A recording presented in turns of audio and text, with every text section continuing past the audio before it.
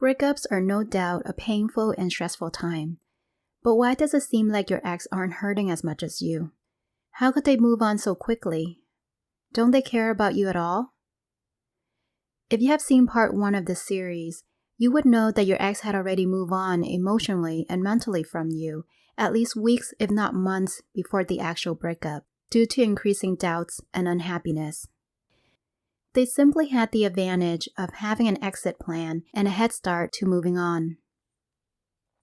This does not mean that they no longer care or love you, but their feelings are much more complex than what you may see on the surface. There are 2 main stages that a dumper might go through after a breakup: relief and confusion in the first 6 months, and crisis and reflection after that. Please note that this timeline is a rough estimate used for demonstrative purposes only. Everyone's experience is unique and may not correspond exactly. Let's take a look at the first stage.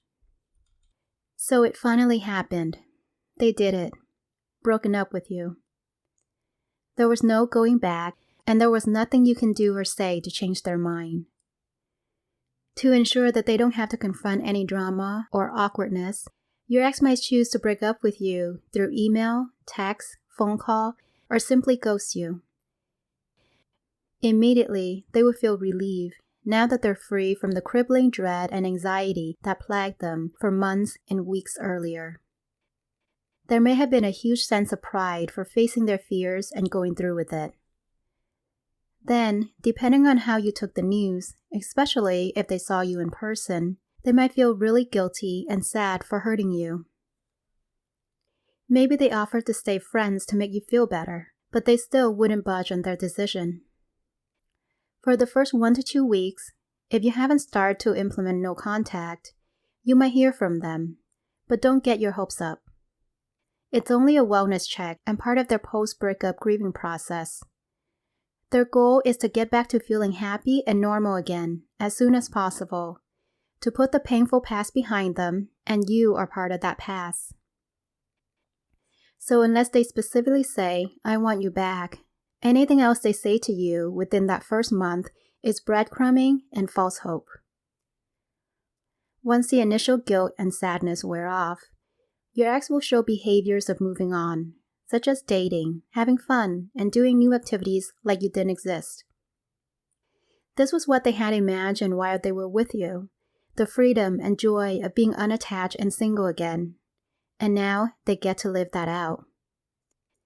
You might not hear much from them during this time, and if you contact them, begging and pleading for another chance, they won't have a problem being mean and cold to you. They're simply protecting their newfound freedom, happiness, or budding new relationship if they're in one.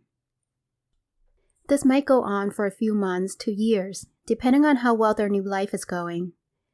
As long as they are happy, you most likely won't hear from them until life doesn't go as planned or they encounter a trigger that reminds them of you.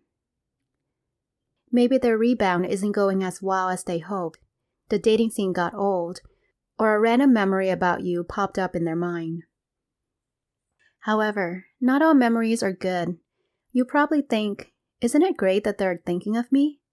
Well, only if it's something pleasant and not the negative emotional associations. This might take your ex by surprise as they feel a mixture of anger, sadness, guilt, and loneliness. This is delayed complex grief, especially if they haven't fully processed the breakup and the primary reason they broke up with you is a form of chronic emotional injuries. They did not expect to feel this way when they were the one who broke up with you. Why are they feeling angry, sad, and missing you? It doesn't make any sense. This is because being the dumper doesn't immunize them from the bad and uncomfortable feelings.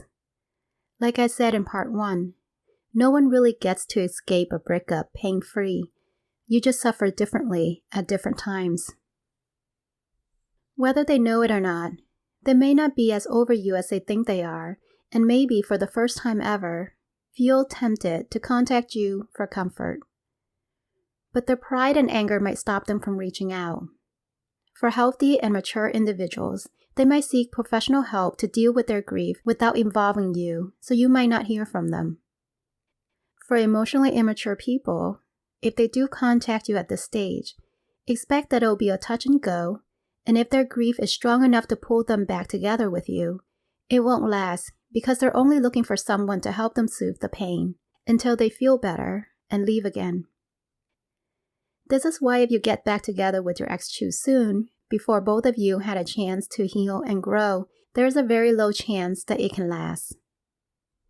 Now let's say that your ex was able to resist contacting you. The memories might pique their interest in you again. This might lead to more breadcrumbing and strange behaviors, like checking your social media more often, liking posts, leaving comments, asking mutual friends about you, texting you provocative things to get your response, asking you for random easy favors, following then unfollowing you in a short period of time. Do not confuse these signs of curiosity as them wanting to get back together. They're simply trying to satisfy their curiosity from a safe distance without making any real effort to engage with you. If you take any of the breadcrumbs, it would feed their ego and off they go again, disappear until the next time when they're bored or need some attention. If you didn't engage in their strange behaviors or when no contact early on, then you won't have to deal with any of this mess. When you choose not to engage in your ex's childish behavior, the more anxious and doubtful they'll feel about their decision of leaving you.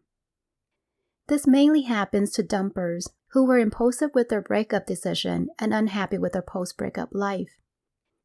And now they are feeling the full reality and impact of their action, losing you forever. Desperately, they might reach out begging to come back to you, usually around the time that you are ready to move on from them. Even if you still love them, I would think long and hard about taking them back again, especially if this is their present condition. If you decide to move on and they don't have anyone else to fall back on, they might fall into a depression. Hopefully, this crisis will get them to self-reflect and see the errors of their ways. So there you have it, an overview of the dumper's experience, what they're thinking, doing, and feeling after the breakup. I hope this helps you prepare for what's to come and to not overreact to your ex behavior. Instead, try to focus on your own self-care and work toward becoming the best person you can be. My vision for you is not to simply get back together with your ex, but be in a healthy and mutually loving relationship with the right person that fits you well, whether that's your ex or somebody else. If that's also your vision, please check out my online program, coaching, and in-person workshop to help you heal after your breakup. Take care, and I'll talk to you soon.